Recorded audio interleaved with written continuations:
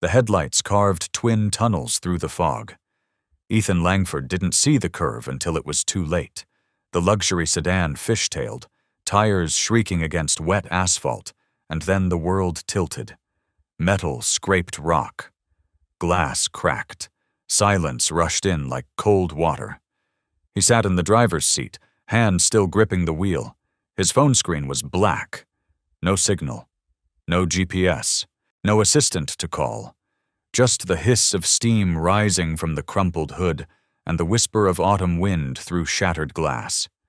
Ethan stepped out into the ditch, Italian leather shoes sinking into mud. His suit was soaked. His briefcase lay in the back seat, useless as everything else he owned in this moment. Up the hill, through skeletal trees, a single porch light glowed.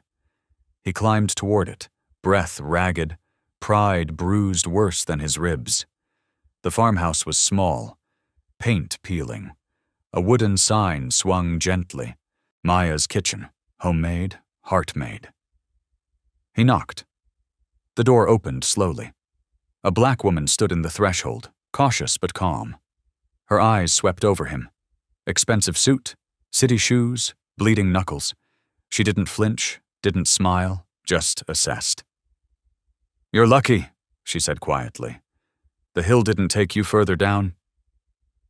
Ethan exhaled, trying to summon the voice he used in boardrooms. "I can arrange a tow, or compensate you for your trouble." Her mouth curved, faint and knowing.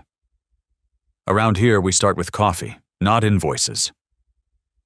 She stepped aside.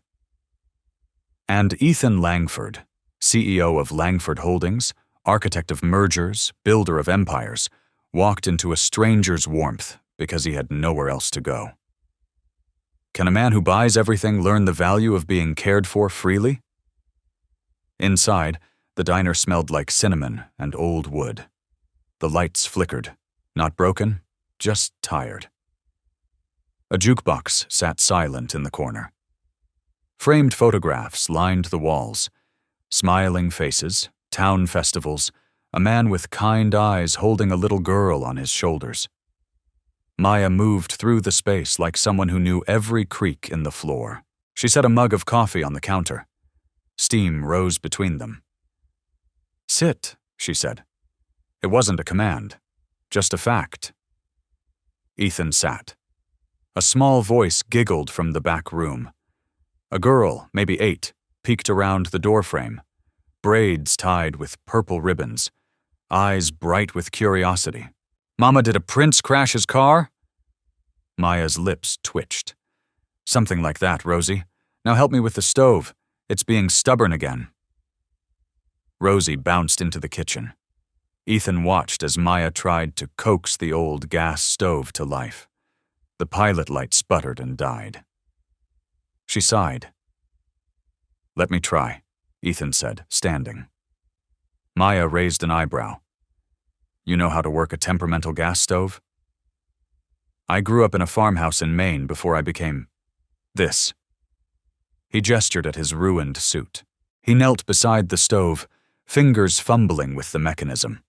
Rosie crouched beside him, offering earnest advice. "You gotta sweet-talk it," she said seriously. "Mama says it has feelings." Ethan bit back a smile. After 3 attempts, the flame caught. Rosie clapped. "See? You just needed the magic words." Maya watched from the doorway, something softening in her expression. "Thank you," she said quietly. Ethan stood, brushing off his hands. "Small repayment for the shelter." The girl vanished to wash up, but her laughter lingered. Ethan pulled out his wallet, then hesitated. Maya was already shaking her head. "Phone tower's been down since the storm last week," she said, pouring herself a cup. "You'll have to wait till morning. Town mechanic opens at 7. "I should at least—" "You're in my house, Mr. Langford." Her voice was soft but immovable. "Tonight, you're just someone who needs help."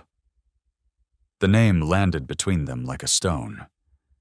"You know who I am." "Small town," she said simply. Word travels fast. You're the one planning to buy the old mill. Ethan set the wallet down slowly. And that matters? Maya leaned against the counter, holding her mug with both hands. Right now? No. Right now you're just cold and bleeding, so sit. Eat. Be human. He looked around again. The framed photos. The guitar leaning in the corner. The warmth that had nothing to do with the heater rattling beside them. This was something he'd forgotten existed. Rosie reappeared in pajamas, clutching a stuffed rabbit. She studied Ethan with the unfiltered honesty only children possess. "Do rich people eat stew?" she asked. Maya sighed. "Rosie." "I do," Ethan said quietly, "especially when someone's kind enough to offer." The girl grinned. "Mama makes the best stew in Vermont, maybe even the universe." "Then I'm fortunate twice tonight," he replied, and for the first time in years, Ethan Langford meant it. Maya served him a bowl. The three of them sat at a scratched wooden table, and outside, the fog pressed against the windows like a held breath. What does it mean to be truly seen? Not for what you own, but for what you've lost? If this story is stirring something in your heart, don't keep it to yourself. Share it with someone who needs to remember that kindness still exists. And if you're new here, subscribe. Because these are the stories we tell when the world feels too cold. Conversation came slowly, like two people learning a new language. Rosie did most of the talking. About school, about her favorite books, about the fireflies that lived behind the diner in summer. Maya listened, correcting gently, smiling when her daughter's imagination ran wild. Ethan found himself answering questions he never expected. "Do you have kids?" Rosie asked, swinging her legs under the table. "No," he said. The word came out rougher than intended. "A dog?" "No." "A favorite color?" He paused. "I don't remember anymore." Rosie's expression shifted to something approaching pity. "That's the saddest thing I ever heard in my whole life. Everyone should have a favorite color. It's like not having a favorite food. How do you know what to choose?" Maya met his eyes across the table. There was no pity in her gaze, just recognition, the kind that comes from someone who stood in a similar darkness. After Rosie went reluctantly to bed, extracting promises that Ethan would still be there in the morning, the quiet settled differently.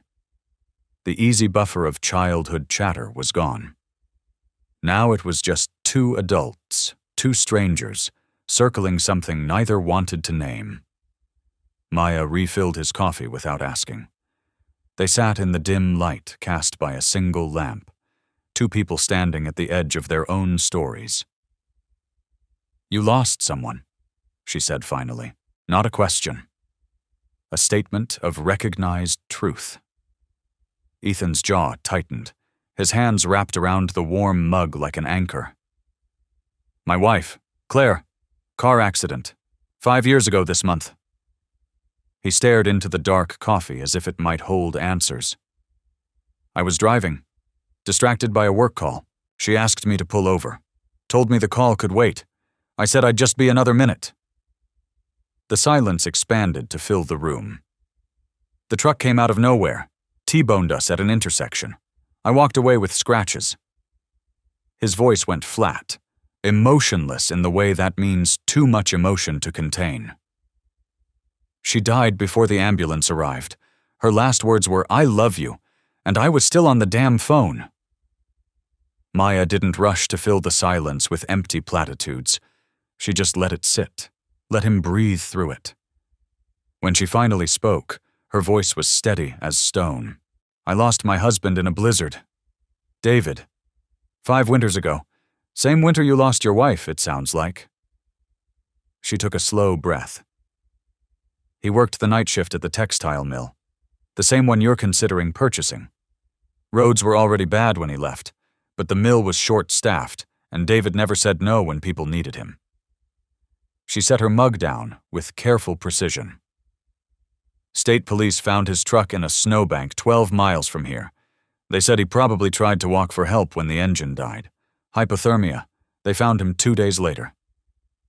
Her voice didn't waver, but Ethan could hear the years of practice behind that steadiness. Rosie was 3. She barely remembers him now, just photographs and stories I tell her. I'm sorry, Ethan said, and the words felt pathetically inadequate. What were words against loss like that? Me too. She looked at the photographs on the wall. The man with kind eyes, young and vital and gone. But I made a choice after the funeral. I could let the grief consume me, or I could let it teach me. So I chose to stay, keep this place running, keep the door open when someone needs shelter, keep being the kind of person David believed I was. She met Ethan's eyes directly. We all lost something when that mill closed, Mr. Langford. Jobs, income, purpose. This whole town has been slowly dying for 5 years. She paused, choosing her words carefully. You might be the only person with the resources to restore what was taken. That's a responsibility, not just a business opportunity. Ethan felt something crack open in his chest, something that had been frozen solid for 5 years. I came here to assess the property, run the numbers, determine if the mill was worth the investment cost. And what did the numbers tell you? That it's a borderline case. Profit margins would be thin. Risk is substantial. My CFO thinks I'm wasting time even being here. He rubbed his face with both hands. I built my entire company on logic, efficiency, predictable returns. But standing in that ditch tonight, watching my car hiss and die, none of it meant anything. Not the quarterly earnings, not the stock price. None of it could call for help. Maya leaned forward slightly, elbows on the table. Then maybe crashing on that particular curve was exactly what needed to happen. Maybe this town is exactly where you needed to land. Outside, rain began to fall. Soft at first, then building to a steady drumming on the roof. The sound was oddly comforting, like nature's lullaby. Ethan looked at the photographs on the wall again. David and Maya on their wedding day, both so young and full of hope. Rosie as a toddler, cake smeared on her face, family gatherings, Christmas mornings, life captured and frozen in silver frames. You see potential in people, he said quietly, even in strangers covered in mud. Maya smiled faintly, and for just a moment she looked young again. I see what people could become, not just what they are in this moment. David taught me that. He always said everyone deserves grace, especially when they're at their lowest. And in that moment, sitting in a stranger's kitchen in a town whose name he hadn't known 3 hours ago, Ethan Langford felt something he hadn't experienced in half a decade. Hope, just the faintest spark of it, fragile as candlelight in wind. But there, undeniably there, what happens when someone believes in you before you believe in yourself? Ethan woke to pale morning light, filtering through lace curtains he didn't recognize. For one disorienting moment, panic surged. Where was he? Why wasn't he in his penthouse? Why could he hear birds instead of traffic? Then memory crashed back. The accident. The farmhouse. Maya. Rosie. The stew. The conversation that had somehow gone deeper than any he'd had in years. He sat up carefully in the small guest room. His ribs protested sharply. His jacket was draped over a chair, dried mud brushed off. His shirt, somehow cleaned and pressed while he slept, hung on a hook by the door. On the nightstand, a glass of water and 2 aspirin tablets waited like a benediction. He dressed slowly, muscles protesting each movement, and descended the narrow stairs. Each step creaked under his weight, announcing his presence. The diner was empty in the pale morning light. Sunlight pooled on the worn floorboards, highlighting years of foot traffic, decades of life lived. The smell of fresh coffee filled the air like a promise. And on the counter, next to a steaming mug positioned exactly where he'd sat last night, a handwritten note waited. Had to take Rosie to school. Coffee's fresh. Mechanic will be by at 8. If you're meant to fix something, start with people, not machines. M. Ethan stared at the note for a long moment. The handwriting was careful and deliberate, the kind that comes from someone who still writes thank you notes by hand. The words themselves hit him with unexpected force, like she'd reached directly into his chest and squeezed his heart. He folded the paper carefully and slipped it into his pocket. The coffee was perfect, strong and dark and honest. No fancy espresso machine, no exotic beans, no pretense. Just good coffee made with care. At 8 sharp, not a minute before, just as Maya had said, a familiar truck pulled up outside. Earl emerged, wiping his hands on a rag. He was maybe 65, with the kind of weathered face that spoke of decades working outdoors. His handshake was firm, his eyes shrewd and assessing. "You must be Langford," Earl said without preamble. "Maya called me last night from the school, said you had car trouble." They drove to the crash site in Earl's ancient pickup. The luxury sedan looked even worse in daylight. Frame bent, hood crumpled, glass scattered across the road like diamonds, beyond salvaging. "That'll buff right out," Earl deadpanned, then cracked the faintest smile. "I'm kidding. She's totaled. I'll have her towed to the salvage yard, but you're walking or borrowing wheels for a while. When can I get a rental?" "Rental place delivers to town on Thursdays. Today's Tuesday, unless you want to take the bus 3 hours to Burlington and back." Earl scratched his chin. "Course, Maya won't mind you staying a few extra days. She's got the room and the inclination."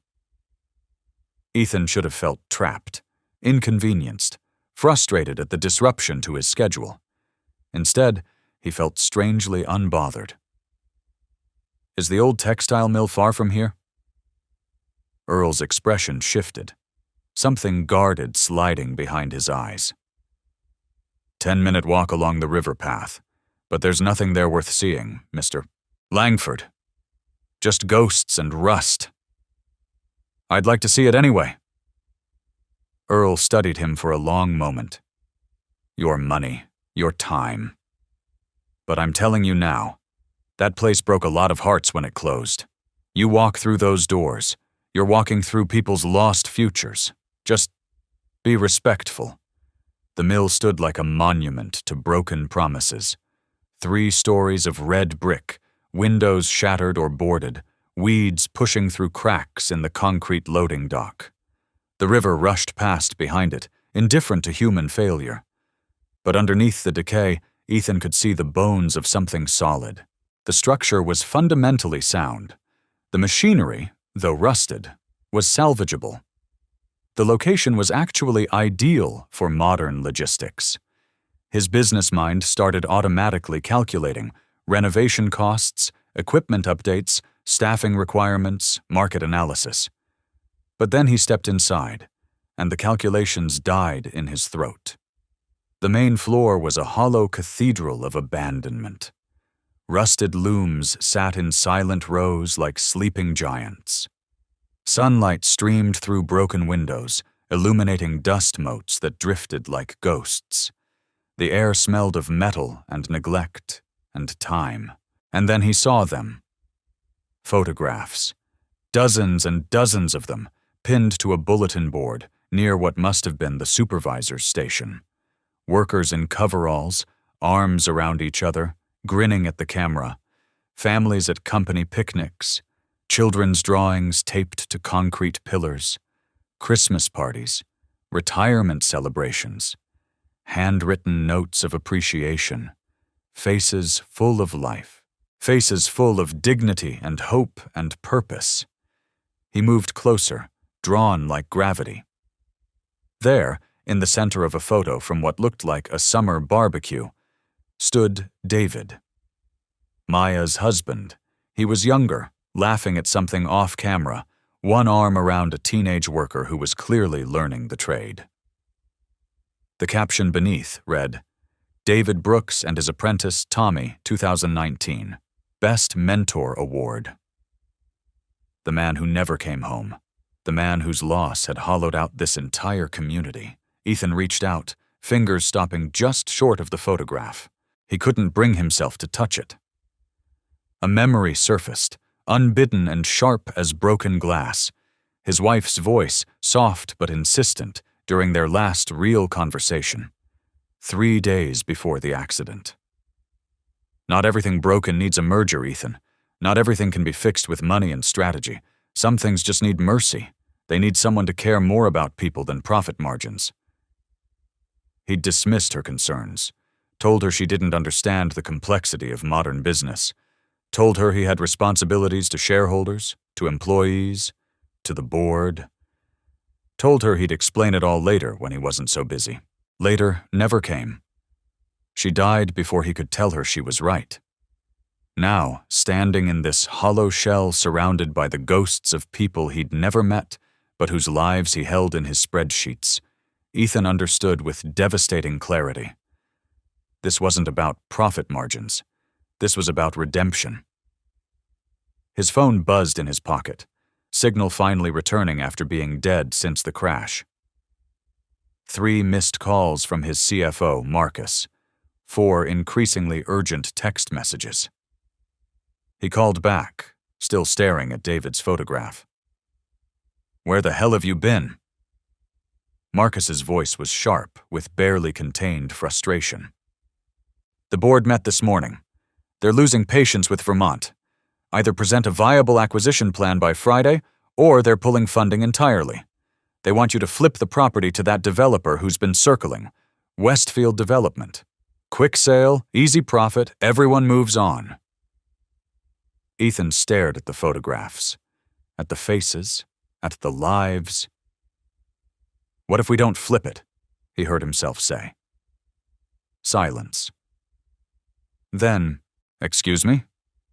What if we restore it, reopen it properly, give it back to the people who built their lives around it? Marcus's laugh was sharp and disbelieving. You're joking. Please tell me you're joking. I'm not. Ethan, listen to me. We're a private equity firm, not a charity. The math doesn't work on a full restoration. The market's changed. Manufacturing's moved overseas. Even if you get it operational, the margins are razor thin at best. Then I'll use my personal capital, not company funds. The silence stretched so long, Ethan thought the connection had dropped. Are you having some kind of breakdown? Marcus finally asked, his voice dropping to something almost gentle. Because if you are, that's okay. We can get you help. Take some time. The board would understand. I'm having clarity, Marcus. Maybe for the first time in 5 years. Claire died 5 years ago. This is grief talking, not business sense. Ethan closed his eyes. Maybe grief is finally teaching me some business sense. Or maybe I'm just tired of building things that don't matter. Everything we've built matters. Does it? Really? When was the last time we changed someone's life for the better? When did we last create something worth more than its quarterly return? His voice remained steady, almost gentle. I need to do this. I need it to mean something. Marcus sighed heavily. The board won't support this. Then I go around the board. It's my company, Marcus. I still own controlling shares. You'll hemorrhage capital. I've got capital to spare. What I don't have is time or second chances, or the luxury of pretending profit is the only thing that matters. He ended the call before Marcus could argue further. Outside, the wind rustled through broken windows, carrying the scent of the river and autumn leaves. But Ethan felt strangely centered, more grounded than he'd felt in years. He pulled out Maya's note, reading it again in the dusty sunlight. If you're meant to fix something, start with people, not machines. He looked at David's photograph one more time, made a silent promise to a man he'd never known. I'll make this right. I'll give them back what was taken. What are you trying to rebuild? The mill? Or yourself? By mid-afternoon, Ethan returned to the diner, his mind churning with possibilities and problems in equal measure. Maya was behind the counter, up to her elbows in bread dough. Flour dusted her hands, her forearms, even a streak across her cheek. She looked up when the bell above the door chimed, and something in her expression shifted, curiosity mixing with cautious concern. "You went to the mill," she said. Statement, not question. "Earl has a big mouth. Earl has a concerned heart. There's a difference." She resumed kneading, the rhythm steady and practiced. "How was it?" Ethan sat heavily at the counter. His whole body ached, not just from the accident, but from something deeper. Haunting and inspiring, both at the same time. He paused, watching her work the dough. "I saw the photographs. Your husband." Maya's hands stilled for just a moment. Then she continued kneading, but her voice was softer. "David loved that place like family. Believed the workers were its soul, not just its labor force. Used to say a mill without people caring for each other isn't a business. It's just machinery making noise." "He sounds like someone I wish I'd known." "He would have liked you, eventually." She smiled faintly. "After he finished testing you to make sure you were serious." "I am serious," Ethan said, leaning forward. "I want to reopen it, but there are obstacles. My board, the financing structure, the logistics of modern manufacturing." He ran a hand through his hair. "Everything I know says this is a terrible business decision." "Then stop thinking like a businessman." "That's all I know how to be." Maya shaped the dough into loaves with practiced efficiency. "That's not true. Last night you were a person who needed help. This morning you fixed my stove. Just now you talked about David like he mattered, not like he was a data point." She looked at him directly. "You know how to be human. You've just forgotten you have permission to try." Before he could respond, Rosie burst through the door, backpack bouncing against her shoulders. She froze mid-step when she saw Ethan, then her face lit up like Christmas morning. "You're still here!" She grinned, revealing a gap where a tooth had recently fallen out. "Mama said you might leave today, but I made a wish at 11:11 that you'd stay, and wishes at 11:11 always come true." "Is that so?" Ethan found himself actually smiling. "It's science, or magic. Probably both." She dumped her backpack on a chair. "Can you help me with my math homework? We're learning fractions and misses. Henderson says they're important, but I think they're just made up to confuse kids."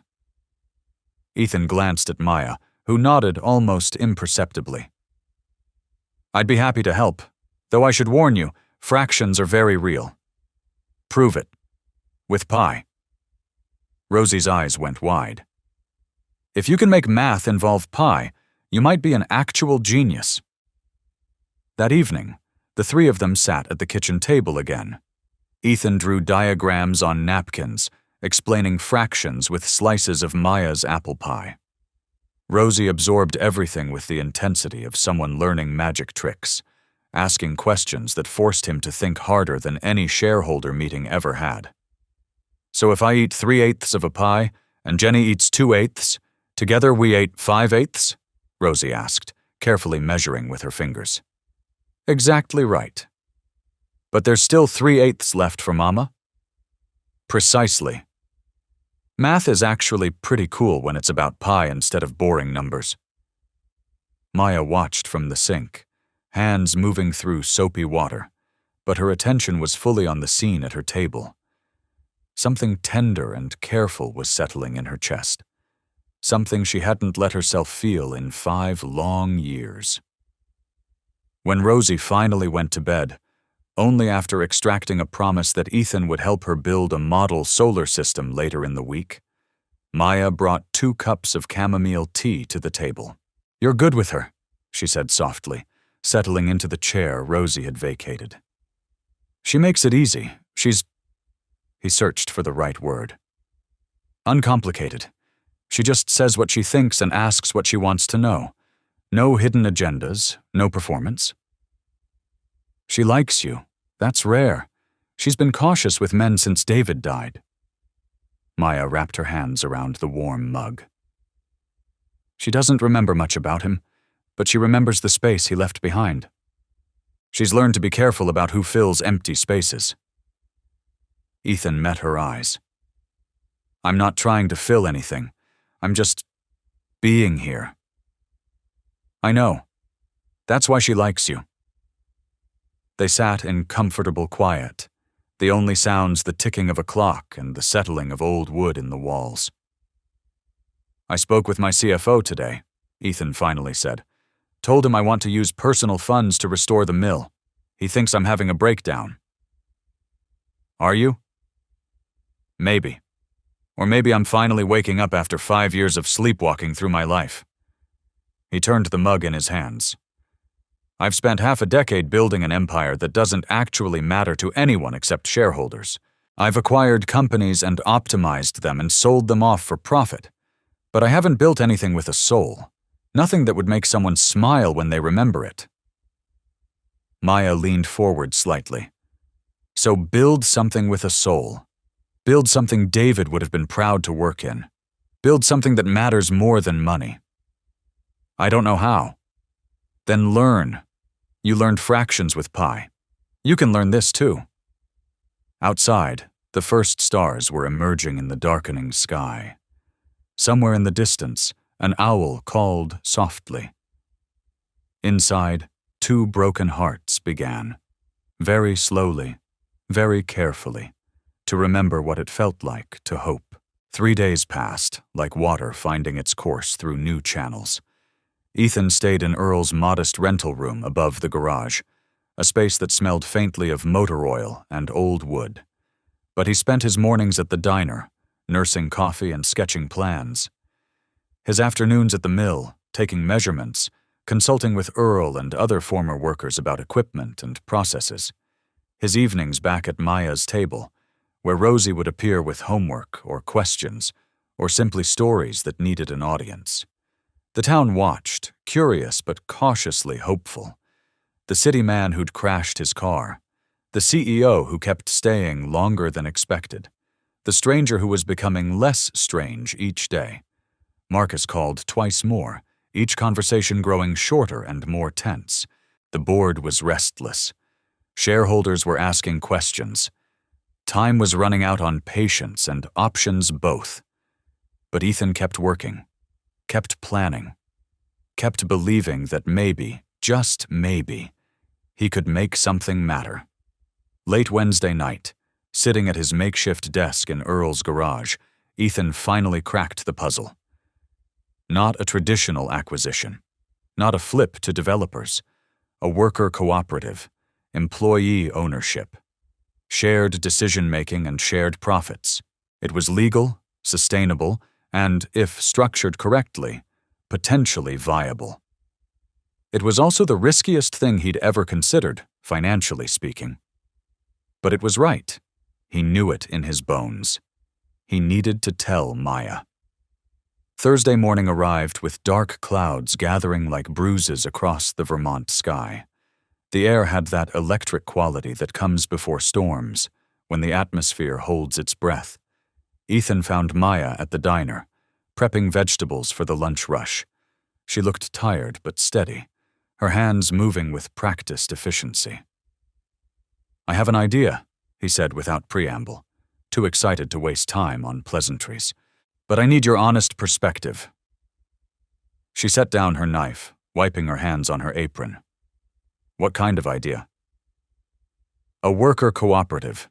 The employees become co-owners of the mill. They elect leadership, make decisions collectively, share profits equally based on hours worked. He pulled out his laptop, turning it so she could see the spreadsheet he'd been building. It's sustainable if we're careful. It's just. And most importantly, it's how David would have wanted it. Power with people, not over them. Maya's breath caught audibly. She stared at the numbers, the projections, the careful calculations. David used to talk about this. Late at night when he couldn't sleep, he'd sketch out ideas for what he called fair share systems, but the owners never listened. Then let's honor what he imagined. Let's build what he knew was possible. Your board will never approve this. They don't get a vote. I'm using personal assets, about $18 million to start, with reserves for the first 2 years of operation until we're profitable. He smiled grimly. Turns out I don't need the penthouse in Manhattan, or the beach house in Malibu, or the jet I use 3 times a year. Maya's eyes filled with tears she stubbornly refused to let fall. Ethan, that's an extraordinary risk. The only risk would be doing nothing. The only failure would be walking away. He paused. I've spent 5 years building things that don't matter. Let me build something that does. Thunder cracked overhead, sharp and sudden. Rain began hammering the roof with shocking violence. Maya's phone rang, cutting through the sound of the storm. She answered, and Ethan watched her face drain of all color in seconds. What do you mean she's not there? Her voice rose with each word. I dropped her at school. She was supposed to go to Jenny's house after the bell. Ethan was standing before he consciously decided to move. What's wrong?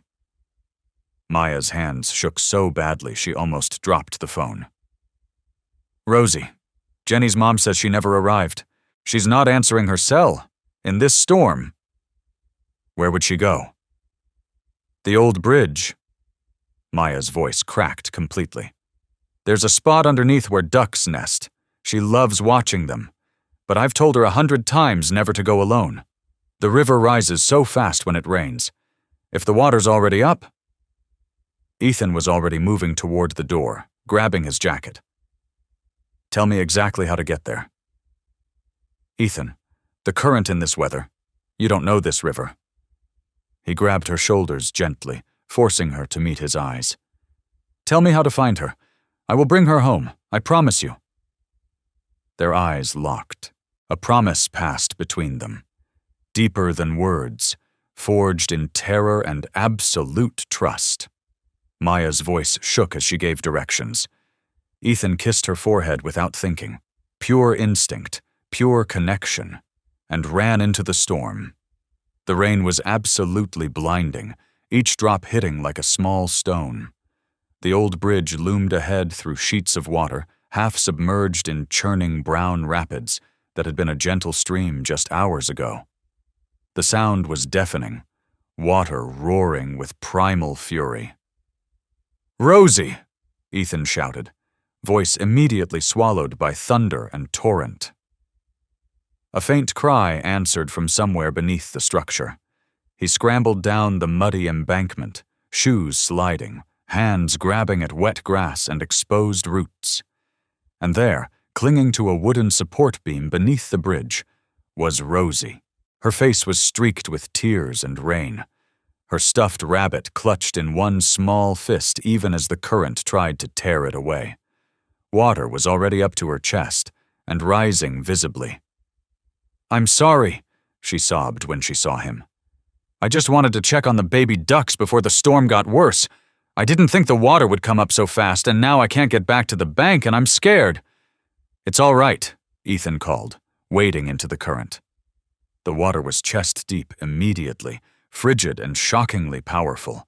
Every step was a fight. Hold on tight, I'm coming. Just hold on. The current pulled at him viciously, trying to sweep his feet out from under him. The water was murky and full of debris. Branches, trash, things he couldn't identify. He pushed forward, muscles screaming. Reached her, wrapped one arm around her small body, pulling her free from the beam. She clung to him with desperate strength, face buried against his shoulder. I've got you, he said into her ear, loud enough to be heard over the roar. You're safe now. I've got you. The current pulled harder, sensing prey loosened from anchor. Ethan's feet slipped on submerged stones. For one horrible, eternal second, he was back in his car 5 years ago, watching helplessly as his wife's eyes closed for the last time. Powerless. Useless. Too late. Not again. Not this child. Not while I'm still breathing. He found purchase, pushed harder than he'd ever pushed, adrenaline and desperation combining into something beyond human limitation. Carried her through the current as the beam behind them splintered with a sound like a gunshot and washed downstream. They collapsed on solid ground just as Maya's car skidded to a stop on the muddy access road. She leapt out, not even bothering to close the door, and Ethan handed Rosie into her arms. Mother and daughter collapsed into each other, sobbing with relief and terror and love. Ethan stood apart, water streaming from his hair, hands trembling violently with exhaustion and shock. His legs felt like water, his lungs burned, his heart hammered against his ribs like it was trying to escape. And then everything he'd been holding back for 5 years crashed through the dam. The memory. The crash. Claire's face. Her last breath. The guilt. The emptiness. The years of running and hiding and pretending he was fine when really he'd been drowning in slow motion. He sank to his knees in the mud, rain and tears indistinguishable on his face. "I couldn't save her," he choked out, the words torn from somewhere deep and raw. "I couldn't save my wife. I was right there and I couldn't. But this time..." His voice broke completely. "This time I didn't fail. This time I was enough." Maya looked up from Rosie, still holding her daughter close. Her eyes shimmered with understanding and something deeper than gratitude. Something that looked like recognition of shared pain, shared survival, shared slow healing. She reached out with one hand and touched his face gently. "You didn't fail," she said, voice fierce despite the tears streaming down her own face. "You're here. You saved her. You did enough. You were always enough." Rosie reached for him with one small hand, her rabbit forgotten in the mud. "Thank you," she whispered, voice hoarse from screaming. "You're my real hero, like a superhero but real." And Ethan wept openly, for Claire, for the years lost to guilt, for himself, for this child who trusted him, for this woman who'd shown him grace when he deserved none of it. Maya pulled him close with her free arm, the three of them huddled together in the rain and mud. "Come on," she said softly, her lips close to his ear. "Let's go home." Home. The word landed in Ethan's chest like a key turning in a lock he hadn't known existed. Home wasn't a building. It was this. These people. This feeling of being needed and needed enough. The next morning, sunlight broke through clouds like a benediction. The town gathered at the community center, a modest building that had hosted graduations and weddings and funerals for 3 generations. Word had spread through phone chains and front porch conversations. Ethan Langford, the CEO from Boston, the man who'd saved little Rosie Brooks from the river, was making an announcement about the mill. Maya stood near the back with Rosie tucked securely against her side, one arm bandaged but spirits remarkably undamaged. Children were resilient in ways adults forgot to be.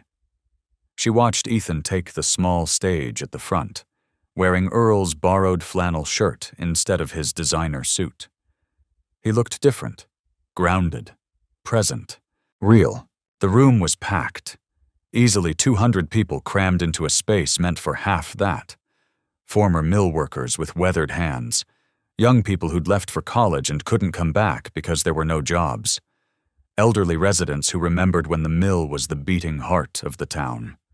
Everyone watching, everyone hoping, everyone afraid to hope. Ethan cleared his throat.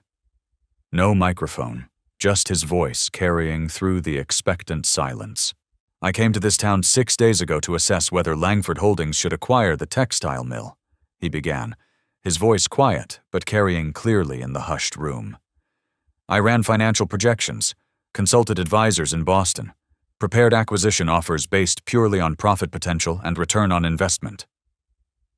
The crowd waited, barely breathing. But I failed to account for one crucial factor. He paused, letting the silence build. I failed to account for kindness. Maya felt tears prick her eyes before he'd even finished. 6 nights ago, I crashed my car in a ditch. My phone was dead. I was stranded and bleeding and completely helpless. His eyes found Maya's across the crowd. A woman I'd never met opened her door without hesitation, offered shelter, fed me, asked for nothing in return, except that I remember what it feels like to be human. Rosie squeezed her mother's hand so hard it hurt in the best possible way. She reminded me why I started my company 20 years ago, when I was broke and desperate and working 3 jobs. His voice strengthened, filling the room. I didn't start it to get rich. I started it because I wanted to build something meaningful, something that would give people dignity and purpose and a chance at good lives. Somewhere along the way, I forgot that. I got lost in spreadsheets and quarterly reports and stock prices. He took a breath. So here's what I'm proposing, and I need you to hear me clearly because this isn't charity, and it's not a gift. This is justice. This is what should have happened 5 years ago. He pulled out a folder thick with documents. Langford Holdings will provide $18 million in initial capital to restore the mill, but we won't own it. You will. A murmur rippled through the crowd like wind through wheat. The mill will operate as a worker-owned cooperative. Every employee becomes an equal co-owner. You'll elect your own leadership democratically, set your own policies, make your own decisions about production and growth. His voice carried absolute conviction now. Profits get distributed equally based on hours worked. No executives making 300 times what laborers make. No shareholders extracting value while workers struggle. Just fair pay for good work and shared success when things go well. The silence was so complete that the sound of someone's breath catching was audible. Earl stood slowly from his seat near the front. Why would you do this? You could sell this property to those developers for quick millions and walk away clean. Ethan's eyes swept the crowd, landing on faces he'd come to know over the past days. People who'd waved when he walked past. People who'd shared their stories over coffee at Maya's counter. Because someone taught me that not everything broken needs a corporate solution. He looked directly at Maya again. Some things need mercy, community, care. Some things need to be built on trust instead of profit margins. Maya couldn't stop the tears now. They streamed down her face openly. Additionally, Ethan continued, his voice gentler now, Maya's kitchen will become the mill's primary food supplier. Her diner will feed workers on shift. And I want every one of you to remember that this town was built on kindness and mutual support. That's not weakness. That's your greatest strength. The room erupted. Not polite applause, not hesitant hope. Full-throated cheers and applause that shook the building. People rose to their feet. Some were crying, some were laughing, most were doing both. A woman in the 3rd row stood, tears streaming down her weathered face. My husband, Carl, he worked that mill for 32 years, gave his whole life to it. He died 2 winters ago. Heart just gave out. And I always thought it was from grief as much as anything. Grief that the work he loved was gone. She wiped her eyes. He'd be so proud of this day. So damn proud. Others joined her story. One by one, people stood and shared, of fathers and brothers, of lost livelihoods and broken dreams, of children who'd moved away because there was no future here, of a community that had been slowly dying for 5 years. And Ethan listened to every single story, really listened. Not as a CEO calculating risk, but as a man who'd finally learned what truly matters. When the meeting finally ended, after an hour of questions and tears and tentative planning, people surrounded him. Handshakes that became embraces. Thank yous that became blessings. Gratitude that felt heavier and more valuable than any financial return he'd ever generated. Maya waited until the crowd thinned to just a handful of lingerers. Then she approached with Rosie, who was bouncing with barely contained excitement. "You really did it," Maya said softly, voice thick with emotion. "We did it," Ethan corrected, reaching out to squeeze her hand. "You showed me what mattered. I just followed the map you drew." Rosie tugged his shirt. "Does this mean you're staying? Like, for real staying? Not just visiting?" Ethan knelt to her level, meeting her eyes seriously. "Would that be all right with both of you?" The girl threw her arms around his neck with enough force to nearly knock him over. "Yes, we can finish building my solar system model, and you can teach me more fraction math, and maybe help Mama fix the sink that drips." He looked up at Maya over Rosie's shoulder, a question in his eyes that had nothing to do with mill cooperatives or business plans. Maya met his gaze steadily, and something passed between them. Unspoken but undeniable. Not love yet. Not quite. But the beginning of something that could become love if they were brave enough and patient enough to let it grow. "Stay for dinner tonight," Maya said, her voice carrying layers of meaning. "And tomorrow, and let's see where the road leads from there." Ethan smiled, a real smile, completely unburdened and genuine. "I can't think of anything I'd like more." Hope. It bloomed in the space between them, fragile but real and growing stronger with each passing moment. 2 weeks passed in a blur of planning meetings and permit applications and community gatherings. The mill project moved forward with surprising momentum. Former workers returned from neighboring towns, eager to be part of something they'd thought was lost forever. Young people started coming back, sensing opportunity where there'd been only departure. The cooperative elected its first board, 5 workers, including Earl, who accepted the role with gruff reluctance that fooled no one. Ethan split his time between conference calls with lawyers setting up the cooperative structure and actual physical work at the mill. He learned to use tools he'd never touched, got calluses on his hands, wore work boots instead of Italian leather. His penthouse in Boston sat empty. His assistant fielded increasingly frantic calls from board members. Marcus stopped calling after Ethan made it clear the decision was final. Some bridges, once burned, left only ash.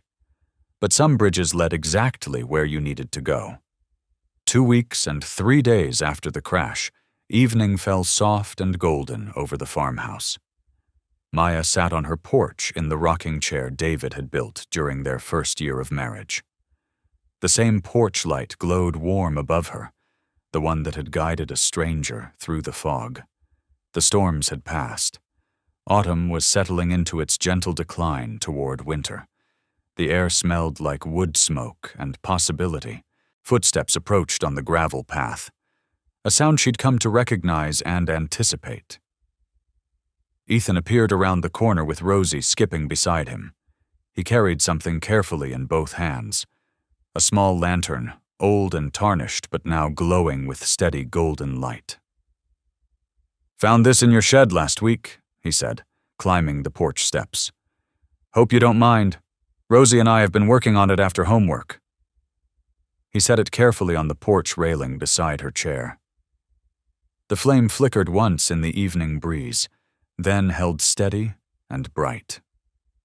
Maya stared at it, her breath catching. That was David's. His grandfather made it. I thought the mechanism was ruined beyond any repair. Turns out it just needed patience, Ethan said quietly, settling onto the step near her chair. And the right tools, and someone willing to try even when it seemed hopeless. Rosie beamed with unconcealed pride. "I held all the tiny screws and the cleaning cloth. Ethan let me help with everything except the fire part because that's dangerous." Maya reached out to touch the warm glass, remembering. David had carried this lantern on camping trips, on evening walks, to the barn, when checking on animals late at night. It had been a constant companion. After he died, she'd put it in the shed because seeing it every day hurt too much. Now it was glowing again. Restored, brought back to purpose. She looked at Ethan, really looked at him in the golden lamplight. The polished CEO was gone entirely. In his place was a man with calluses forming, with laugh lines around his eyes that hadn't been there 2 weeks ago, with paint smudges on his shirt from helping Rosie with her art project. A man who'd climbed into storms and chosen to stay for something deeper than obligation. "What is this?" she asked softly, gesturing to encompass the lantern, the mill, his presence, all of it. "Why are you still here, really?" Ethan was quiet for a long moment, choosing his words carefully. "I thought maybe we could call it a promise light." "A promise for what?" He met her eyes steadily. "That I'll keep showing up, even when it's difficult, even when the work gets hard, even when it would be easier to go back to Boston and pretend these 2 weeks never happened." He paused. "That I'll stay for the right reasons, not the convenient ones." Maya's breath caught in her throat. "Ethan. I know I'm still learning who I am without the empire and the titles," he continued, his voice low and earnest. "I know I'm still figuring out how to be the man I want to become instead of the one I was trained to be. But you've shown me something I'd forgotten was even possible." He swallowed hard. "That I'm capable of being someone who deserves to be part of something real, something that matters beyond money." Tears welled in Maya's eyes. "You always deserved that, Ethan. You just couldn't see it through all the noise." "Then help me keep seeing it," he said softly. "Let me stay. Let me be part of what you've built here. Part of Rosie's world. Part of the life you've made from grief and courage." His voice dropped even lower. "Part of yours, if you'll let me try." Maya reached out slowly, giving him every chance to pull back. Her fingers brushed his jaw gently, feeling the stubble, the warmth, the reality of him. "You already are," she whispered. He exhaled shakily, relief washing across his features. He covered her hand with his own, holding it there against his face. Rosie, blissfully unaware of the profound moment unfolding 3 feet away, tugged Ethan's other sleeve. "Can you help me catch fireflies now? Please? They're out, and it's the perfect time, and we need at least 7 for good luck." Ethan laughed, a genuine free sound that Maya was learning to treasure. 7? That's very specific. It's my lucky number, obviously. Then 7 it is, obviously. He stood, letting Rosie drag him toward the yard where fireflies were indeed beginning their nightly dance. Maya watched them go, her daughter and this man who'd stumbled into their lives like Grace wrapped in a car accident.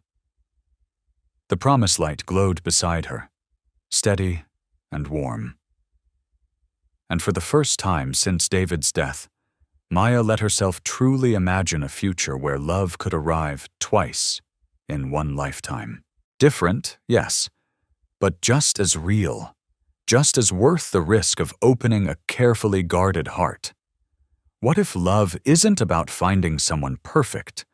What if it's about finding someone willing to heal alongside you, carrying their own broken pieces and yours with equal care? 3 months later. The mill hummed with life again. Workers clocked in with purpose, their laughter echoing through halls that had been silent for too long. The cooperative was thriving. Orders were steady. Hope had become currency. Ethan divided his time between Boston and Vermont, but his trips north grew longer. His penthouse felt increasingly empty. The town felt increasingly like home. Maya's diner expanded. New tables, new faces, same heart, and Rosie, bright, unstoppable Rosie, had taken it upon herself to solve a problem. "It's blue," she announced one Saturday morning, paint smudged on her cheek. "Your favorite color is blue. like the sky after storms. Ethan smiled down at her artwork. You're absolutely right. That evening, as sunset painted the sky in gold and rose, Ethan returned to the porch. Maya was there, as she always was now, the promise light glowing steady. He sat beside her. It had become their ritual.